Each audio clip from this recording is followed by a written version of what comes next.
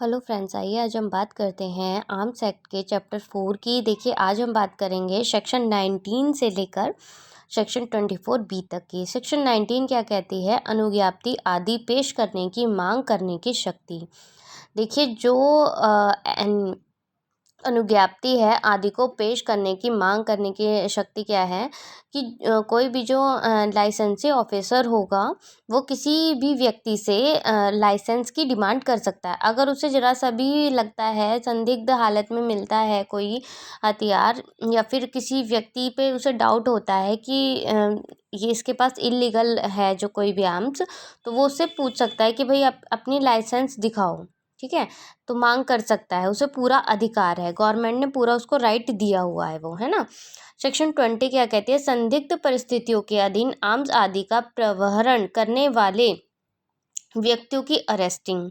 देखिए, according to section 20, अगर कोई व्यक्ति संदिग्ध परिस्थितियों में मिलेगा, उस पर कोई हथियार मिलेगा और विधि विरुद्ध मिलेगा, तो क्या है कि भाई उसको पूरा अधिकार है कि उसको अरेस्ट कर सकता है कोई भी पुलिस ऑफिसर। तब लाइसेंस ऑफिसर जब्त कर सकता है आर्म्स को।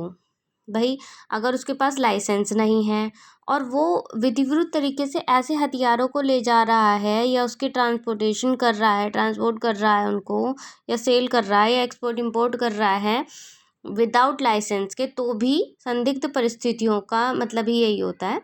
तो ऐसी उसमें उसकी अरेस्टिंग की जा सकती है, विद उसको पनिशमेंट भी मिलेगी और उसको फाइन भी भरना पड़ेगा। सेक्शन 21 क्या कहती है आपकी कि कब्जा विधिपूर्ण ना रहने पर आयुध आदि का प्रबंधन करने वाले व्यक्तियों की गिरफ्तारी।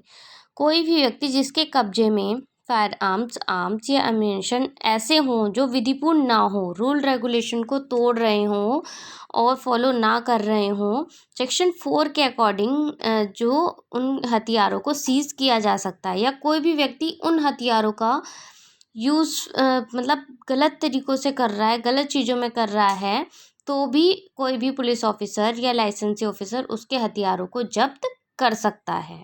ठीक है, सीज कर सकता है। अगर कहीं भी उसको ऐसा दिखता है कि भाई ये व्यक्ति बेवजह ही अपने कारतूसों का इस्तेमाल कर रहा है, गन को फायर कर रहा है, जिससे किसी व्यक्ति को हानि पहुंच सकती है, तो उन हालातों में भी वो उसको सीज कर सकता है। सेक्शन 22 क्या कहती है? मजिस्ट्रेट द्वारा तलाशी व अभिग्रहण। अगर मजिस्ट्रेट को ऐसा प्रतीत होता है उसके एरिया का कोई भी ऐसा व्यक्ति जो एनी आर्म्स रखता है, फायर आर्म्स रखता है, गोला बारूद रखता है, तो वो विधि विरुद्ध है, तो उसकी वो तलाशी कर सकता है और उसको अपनी कस्टडी में तुरंत ही ले सकता है। ये अधिकार देती है मजिस्ट्रेट को सेक्शन 22 आर्म्स एक्ट की। अब देखिए, बात करते हैं हम सेक्शन 23 की। आयुध आदि के लिए जलियानों यानों आदि की तलाशी। भाई देखिए, अगर जरा सा भी महसूस ये हो रहा है, प्रतीत हो रहा है कि रूल रेगुलेशन फॉलो नहीं हो रहे, उल्लंघन हो रहा है, या कोई भी जो आर्म्स हैं उनका लाइसेंस नहीं है और उनको विधिविरुद्ध तरीके से क्या किया जा सकता है, ट्रांसपोर्ट किया जा रहा है, उनको दूसरे देशों में भेजा जा रहा है, उनका व्यापार किया जा रहा है, तो भी उस पूरे ही शिप को सीज कर दिया जाएगा, उन्हें कस्टडी में ले लिया जाएगा ऑफिसर्स के द्वारा। सेक्शन 24 क्या कहती है? केंद्रीय सरकार के आदेशों के अधीन अभिग्रहण व निरोध।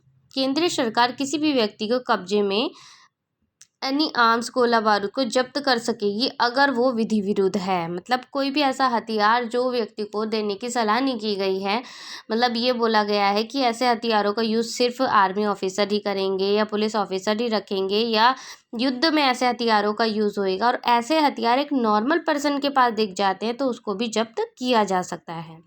सेक्शन 24A और 24B most important section in the arms act. हमारे आर्म्स एक्ट में बहुत ही इंपॉर्टेंट सेक्शन है आपकी, और इनमें से क्वेश्चन आता ही आता है आपके राजस्थान एग्जाम में।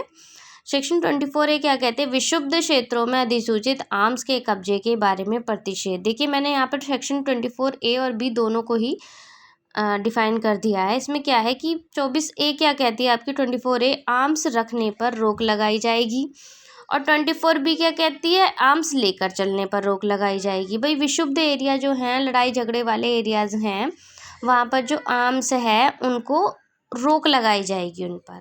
ठीक है, चलिए, थैंक्स।